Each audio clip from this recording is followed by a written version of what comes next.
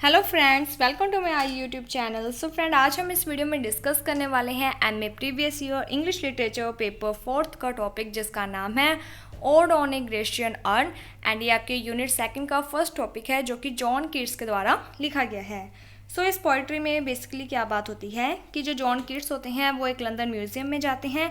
वहाँ पर वो एक कलश, अर्न का मीनिंग होता है कलश, तो वो एक कलश को देखते हैं। वो जो कलश होता है उसके ऊपर कुछ पेंटिंग की जाती है और उस पेंटिंग को देखते हुए उनके माइंड में बहुत सारे थॉट्स आते हैं, जो कि इस पोइट्री में बताए गए हैं। सो ये जो पोइम है इसमें टोटल 5 स्टैंजा है, जिसमें से जो पहली स्टैंजा है उसमें जॉन कीट्स हैं जो वो कहते हैं कि ये जो कलश है ये एक प्रकार की ब्राइड है और ये साइलेंस है जो उसकी क्या है, अडोप्टेड चाइल्ड है। इसके साथ ही इस कलश के ऊपर कुछ फ्लावर्स हैं, लीफ बने हुए हैं, जो कि कोई स्टोरी बताते हैं। ये जो कहानी है ये शायद देवताओं की हो सकती है या फिर इंसान की हो सकती है या फिर इंसान और देवता दोनों की हो सकती है। एंड इसके बाद जो सेकंड स्टैंजा है उसमें जो पॉइंट है, उन्होंने कलश के ऊपर एक पिक्चर देखी होती है और ये जो पिक्चर होती है ये यूथ की होती है। एंड ये जो पर्सन होता है ये पेड़ के नीचे पाइप बजा रहा होता है, यानी कि कोई सॉन्ग वगैरह गा रहा होता है, कोई म्यूज़िकल इंस्ट्रूमेंट बजाते हुए। तो यहाँ पर जो पॉइंट है वो कहते हैं कि तुम हमेशा ही ये सॉन्ग गाते रहोगे। एंड इसके साथ ही जो पेड़ के पत्ते हैं वो भी कभी झड़ेंगे नहीं, क्योंकि ये एक ट्री के नीचे बैठा है और उस ट्री के जो पत्ते हैं वो भी कभी नहीं झड़ेंगे। इसके साथ ही ये कहते हैं कि ये जो यूथ है ये हमेशा अपनी बिलव्ड को प्यार करता रहेगा और इसकी जो बिलव्ड है उसकी जो ब्यूटी है वो भी कभी फेड नहीं होगी। क्यों नहीं होगी? क्योंकि ये सारी एक पिक्चर है, क्योंकि उस पिक्चर के अंदर एक पेड़ बना हुआ है, पेड़ के नीचे एक यूथ, एक पर्सन है जो बैठा हुआ है और म्यूजिकल इंस्ट्रूमेंट बजा रहा है। तो पॉइंट यहाँ पे कहते हैं कि ये जो भी चीज़ें हैं ये हमेशा रहेंगी।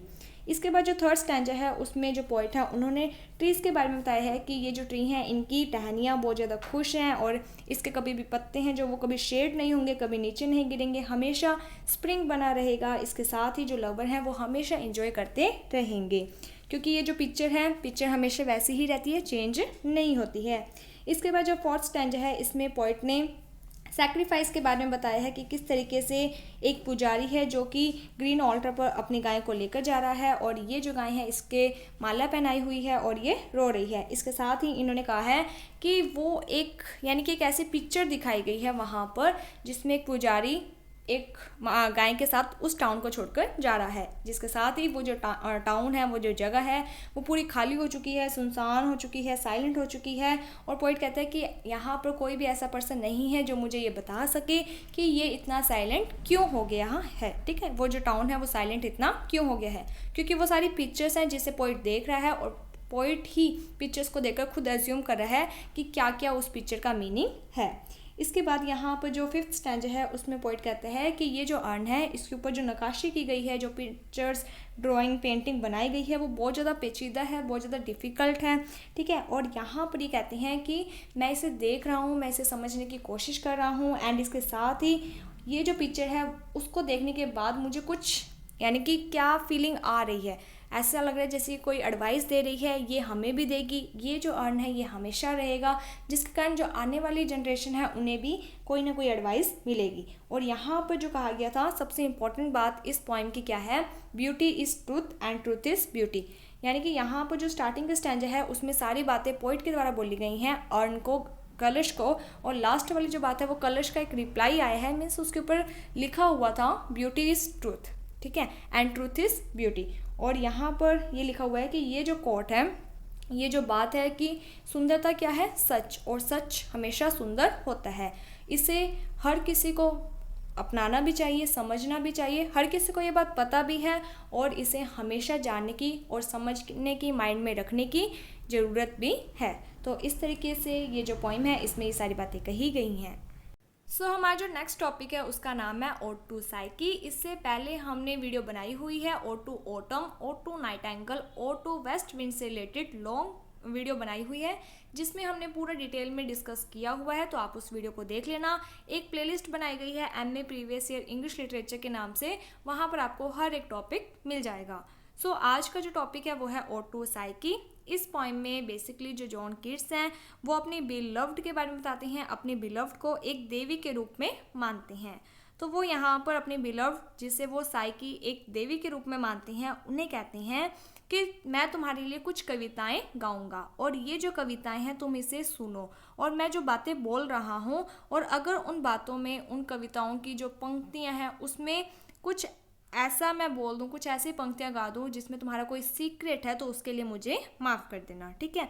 इसके बाद वो पोइट है जो वो कहते हैं कि मैंने क्या है कि वो फॉरेस्ट में जा रहे थे, फॉरेस्ट में घूम रहे हैं और वहाँ पर वो अचानक से एक कपल को देखते हैं। वहाँ पर एक लेडी होती है, एक लड़की होती है, एक देवी होती है जिसके पंख हैं, ठीक है। और वो कहते हैं कि पता नहीं ये सपना है या फिर मैंने हकीकत में ये चीज़ देखी है, लेकिन वो कहते हैं कि वो जो फॉरेस्ट है वहाँ पर एक कपल है जो कि घास के अंदर लेटा हुआ है और उनके ऊपर जैसे पेड़ है और पेड़ों की एक छत है, ठीक है। इसके बाद वो कहते हैं कि ये जो कपल हैं ये घास के ऊपर लेटे हुए हैं, वहाँ पर फ्लावर हैं जो कि दबे हुए हैं, उनकी जो खुशबू है उससे क्या हो रहा है कि खुशबूदार हवा वहाँ पर चल रही है। वहाँ पर बहुत सारे अलग अलग कलर के फ्लावर्स हैं और ये जो क्रिएचर है ये एक ग्रास का जो बेड बना हुआ है उसके ऊपर लेटे हुए हैं, एक दूसरे को गले से लगाया हुआ है और ये जो कपल है ये गहरी नींद में सो रहे हैं, इनकी आंखें बंद हैं। फिर यहाँ पर जो पॉइंट है वो कहते हैं कि ये जो लड़का है, एक लड़का और एक लड़की दोनों के ही पंख निकले हुए हैं और ये जो लड़का है इसको तो पॉइंट कहते हैं कि मैं जानता हूँ ये कौन है, तो ये प्रेम के देवता हैं, लव, गॉड ऑफ लव, ठीक है। लेकिन ये जो गॉडेस है, ये जो लड़की है, इसे मैंने नहीं देखा। शायद इनका जो जन्म है वो कहाँ पर हुआ है, ओलंपस में इनका जन्म हुआ है। ये फीबे से भी सुंदर है, ये वेस्पर से भी सुंदर है, लेकिन इनका कोई भी मंदिर नहीं है, ना ही कोई बगीचा है। तो जो पोइट हैं वो गॉडेस को कहते हैं कि तुम्हारा ना तो कोई मंदिर है, ना कोई बगीचा है, ना ही तुम्हारे लिए कोई गीत बना हुआ है जो कि मिडनाइट को गाया जाता हो, ना ही तुम्हारे लिए कोई वॉइस है, ना ही कोई फ्लूट, कोई म्यूजिकल इंस्ट्रूमेंट तुम्हारे लिए बजाया जाता है, ना ही तुम्हारा कोई मंदिर पूजा स्थल है, ना ही उस पर धूप की जाती है। इसके साथ ही तुम्हारे जो कोई पुजारी वगैरह भी नहीं है। तो यहाँ पर जो पॉइंट है वो गॉडेस को कहते हैं कि तुम्हारा जो जन्म है वो लेट हुआ है। अगर तुम्हारा जन्म पहले होता, जब लोग पेड़ पौधे, हवा, पानी, इन सब की पूजा करते थे, तब शायद तुम्हारी भी लोग पूजा कर रहे होते, लेकिन अभी लोग तुम्हें नहीं जानते हैं। लेकिन मैंने तुम्हें देखा है, तुम्हारी ब्यूटी को देखा है, मैं तुमसे बहुत ज़्यादा इंस्पायर हो चुका हूँ, इसलिए अब मैं तुम्हारे लिए गीत गाना चाहता हूँ, तुम्हारे लिए एक पूजा गृह मंदिर बनाना चाहता हूँ, मैं तुम्हारा पुजारी बनना चाहता हूँ, मैं तुम्हारे लिए अगरबत्ती करना चाहता हूँ।